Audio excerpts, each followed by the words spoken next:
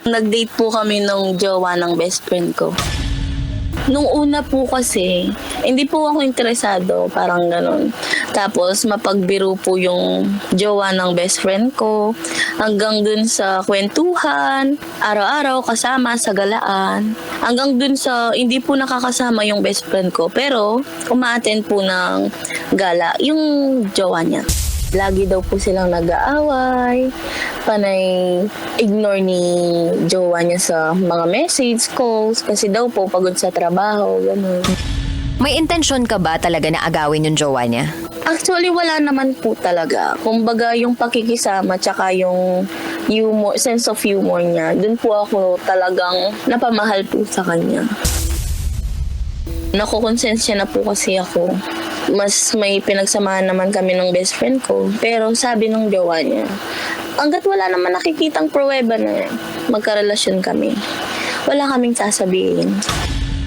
Nalaman po niya nung sumunod po ako sa Manila. Hindi ko naman po alam na kasama niya po pala yung best friend ko doon.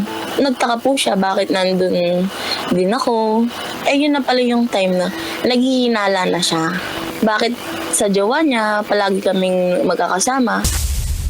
Gusto ko na pong umamin, kaso yung jowa niya ayaw po talaga niya. Sabi niya, mas mahal niya daw po ako, kaya ako naman napabitag po dun sa saying. Nagkipag-iwalay ako nung time na magpapakasal na po sila.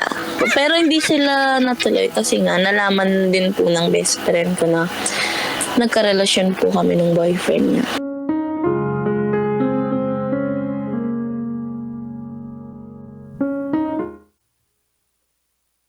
Ang relasyon noon nag-uumpisa sa ligaw.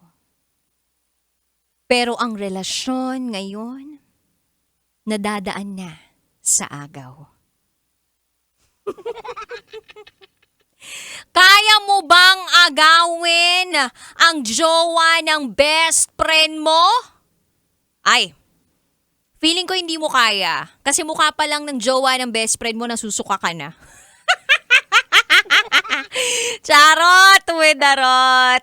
Okay, sana kung gano'n, yung feeling mo tropa-tropa lang talaga yung jowa ng best friend mo. Pero kakaiba na yan kung meron ka ng ibang nararamdaman, natutuwa ka na sa kanya, yung tipong humahanga ka na ng matindi doon sa tao. At ang matindi doon, may masasaktan kang tao. At yung taong to, hindi lang basta-basta kakilala mo, kundi malapit sa'yo. Best friend pa. Sino na ditong na-inlove dun sa jowa ng best friend nila? Bakit? Malaki? Kasi yun yung kwento ng bestie mo. Malaki ang binibigay na pagmamahal.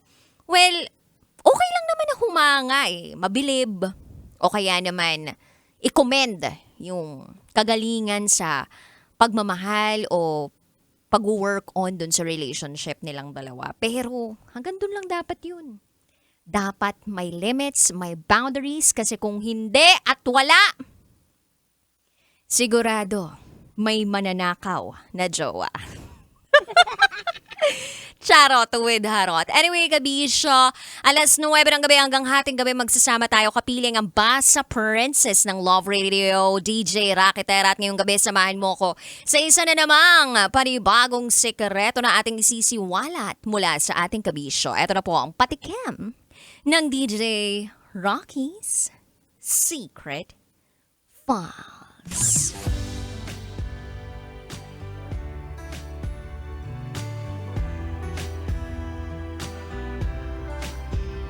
Pabigat ako sa pamilya namin. Hindi lang nila alam ang tunay na dahilan.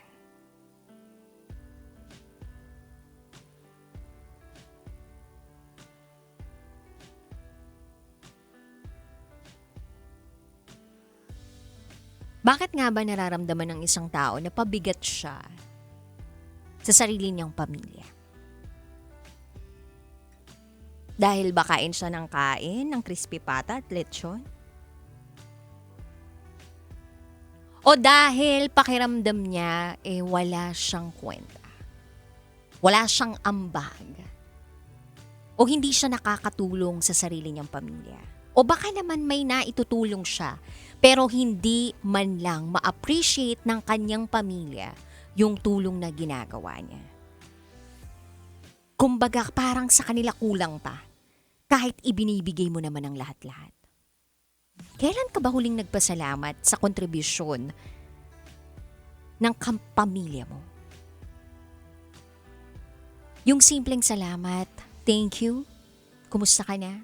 Nasabi mo na ba yan sa isa sa mga miyembro ng pamilya mo? O hindi, kasi kinakain ka ng pride mo. Sabi nga nila, ang pride ay parang panty. Walang mangyayari kung hindi mo ibababa. Charot with harot. Anyway, kabisyo, abangan niyo po yan sa aking pagbabalik. Kapiling pa rin ang inyong Basta Princess, DJ Raketera. At ikay nakatutok sa 90.7 Love Radio. Kailangan pa bang i-memorize yan? Basic. Up next is DJ Rocky's Secret Files. Sinira ng tatay ko ang pagkababae ko. Siya. May secret affair kami ng office mate ko. Hindi ko matigilan kasi sobrang galing niya sa... Rocky's Secret Files. Secret Files. It's the kind of bleep you never knew existed. Kunwari inosente pero boy naman pala. Rocky's Secret Files. Secret Files.